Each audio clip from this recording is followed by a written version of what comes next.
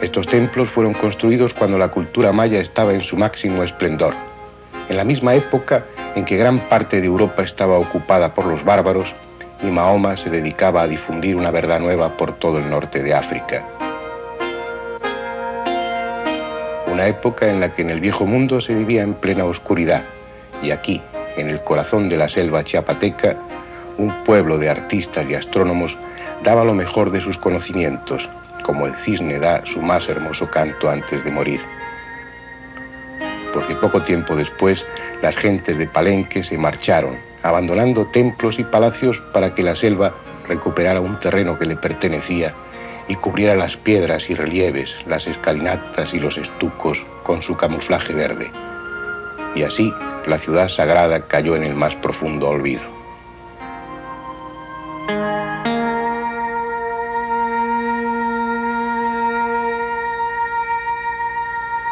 Hernán Cortés pasó por la región en el siglo XVI y no supo de la existencia de Palenque porque ni los propios mexicanos de entonces conocían las ruinas. La selva guardó durante siglos su secreto y en parte lo sigue guardando porque solo una treintena de edificios han sido rescatados. Aún quedan más de 400 templos atrapados por gigantescos árboles y una maleza impenetrable. Resulta demasiado costoso abrirse paso hasta ellos y mantenerlos después accesibles a los arqueólogos. Poco a poco, la ciudad perdida fue saliendo de su sueño.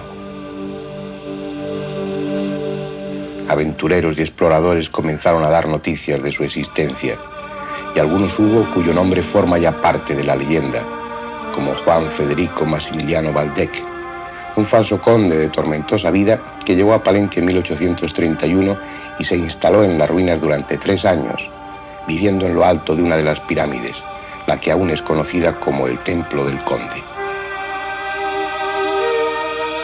Desde su privilegiada vivienda tuvo para él solo ruinas y selva.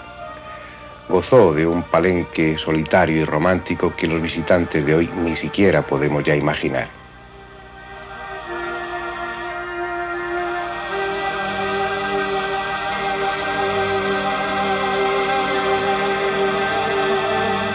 Realizó un centenar de dibujos de este lugar y de otras ruinas, como las de Uxmal, y publicó 7 años más tarde un libro en el que sostenía que la ciudad había sido construida por arquitectos llegados hasta aquí desde la India.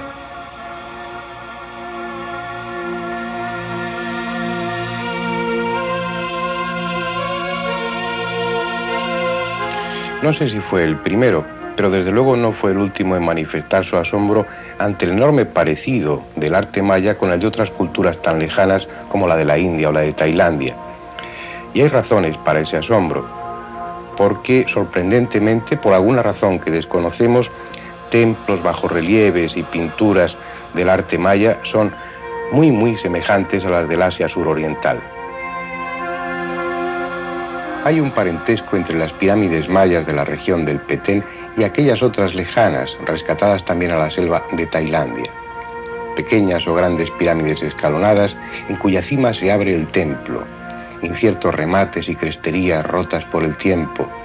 Es cierto que les separan mucha distancia y varios siglos, pero un mismo aroma de abandono, de romántico misterio las envuelve, y al observar sus nichos o los relieves de los muros, uno tiende a pensar que estas fotografías pertenecen al mismo lugar, a la misma cultura.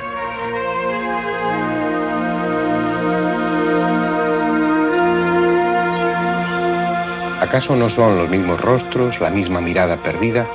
¿Acaso ese horror por el espacio vacío, esa abigarrada mezcla de ornamentos, de símbolos, no son los mismos?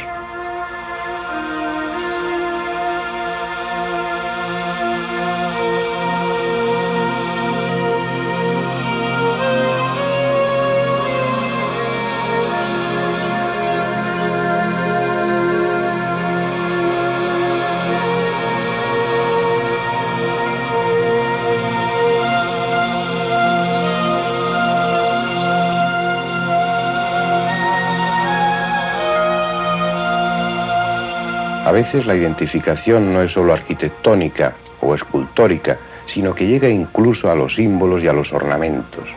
Probablemente es casualidad, pero unos y otros tuvieron la misma idea al representar a sus personajes y sus símbolos. El dibujo de la izquierda es de la India y en él aparece un dios sobre el trono tigre. El de la derecha, también con sus piernas cruzadas, es un personaje de Palenque sobre un trono de jaguares. ¿Acaso este pez, devorando una flor de la ciudad maya de Chichén Itzá, no representa la misma idea y de forma similar que este otro pez de Amaravati en la India? ¿O este adorno de un hombre enredado en el loto de Chichén Itzá no es similar a este otro hombre también enredado en el loto de la India? No es extraño que Valdec, inquilino de Palenque y conocedor también de las ruinas mayas del Yucatán, atribuyese esas ciudades a arquitectos llegados desde el Asia suroriental. Pero no fue así. No por imposibilidad técnica. Navegantes avezados podrían haber llegado perfectamente desde esa parte de Asia hasta Centroamérica. Vean si no estas dos fotografías. Este es un bajorrelieve que existe en Exar, al sur de la India, y muestra cómo eran sus barcos en el siglo IX, naves de varios palos y con numerosos remeros. En esta otra fotografía puede verse otro bajorrelieve, el que hay en una construcción de Borobudur, en Java. También representa un barco de 2 palos con sus velas recogidas y una bancada para remeros, del año 800.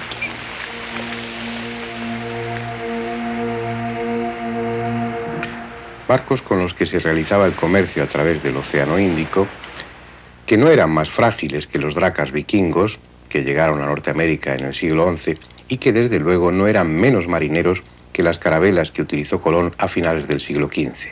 Es posible, como sugería Valdec, que arquitectos procedentes de la India llegaran hasta Palenque, pero si fue así, llegaron tarde, porque los arquitectos mayas que construyeron los palacios y los templos de Palenque habían concluido su obra 1000 años antes de que en Angkor y otros lugares del Asia suroriental se edificasen esos templos, esas construcciones tan parecidas a las de los mayas y que yo les mostraba antes en fotografías intercaladas.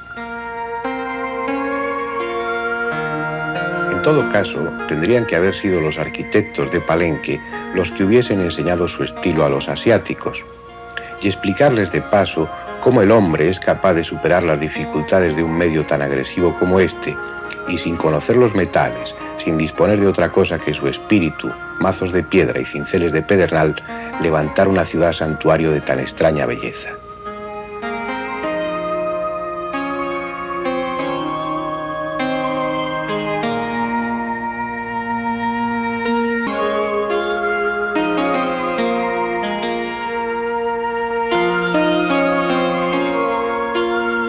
Entremos en uno de los templos, el que llaman Templo de la Cruz. Al traspasar las amplias puertas, se entra en la primera cámara, construida como todas con techo en falso arco. A través de un arco transversal, construido con la misma técnica, se entra en la segunda cámara, también cerrada en falso arco, con hileras de piedra que van sobresaliendo hasta cerrarse por arriba. Y dentro de esa segunda cámara, otra más pequeña, el santuario, el lugar profundo y oscuro del templo donde el sacerdote dialogaba con la divinidad, el mismo concepto y la misma situación que en los templos egipcios, judíos o aztecas. Pero Palenque era más que ninguna otra la ciudad del estuco. Nos formamos un concepto equivocado del pasado. Pensamos que las ciudades de antes eran como hoy las vemos, grises, con las paredes de piedras desnudas, y sin embargo eran brillantes, llenas de color. Los mayas, por ejemplo, cubrían sus paredes con estuco y el estuco lo pintaban de rojos, azules, amarillos, naranjas. Si hubiéramos llegado a Palenque hace 1300 años en lugar de ahora, el espectáculo habría sido muy distinto. Estos vacíos corredores del edificio que llaman el palacio eran entonces lugar de encuentro por el que paseaban sacerdotes, matemáticos y astrónomos comentando una actualidad que ahora lleva 13 siglos muerta. A estos patios, que hoy apenas merecen una mirada distraída de los turistas, se abrían 25 habitaciones en las que se vivieron quién sabe qué historias.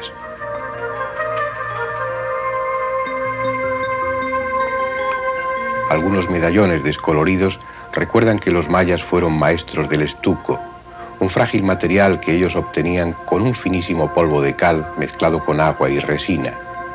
Expuesta al aire, la pasta se secaba y endurecía, quedando apta para recibir la pintura, hasta que la humedad lo destruía todo. Sin embargo, aquí, donde más llueve de todo México, muchos estucos han resistido el paso de los siglos. Las lentas filtraciones los han cubierto de una capa calcárea protectora.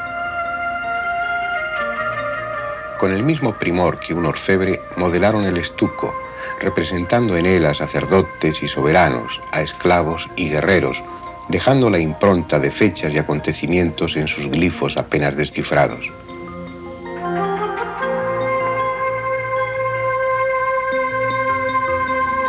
Los que aquí vivieron ya no están, pero sí queda la piedra.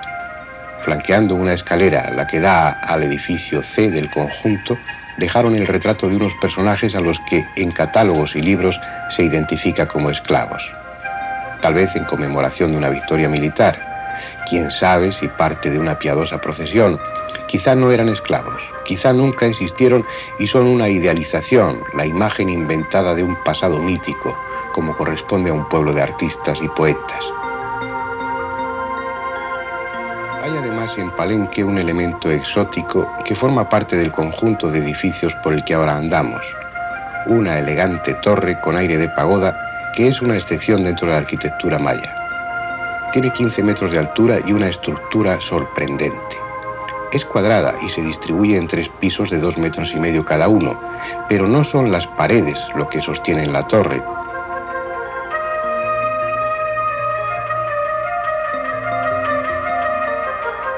Lo que la sostiene es una columna interior, un grueso eje de cemento que está perforado para dejar sitio a una angosta escalera por la que no podría pasar un hombre corpulento.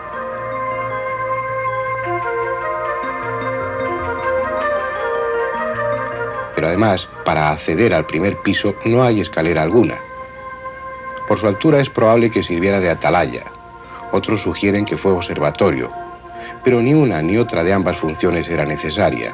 Probablemente su función era más ceremonial que práctica. ¿Quién sabe? ¿Quién puede saber ya? Ese día no habíamos hecho sino tomar conciencia de que Palenque es un lugar especial dentro de una cultura especial. Un lugar de conjeturas y ensoñaciones donde nada o casi nada es lo que parece ser.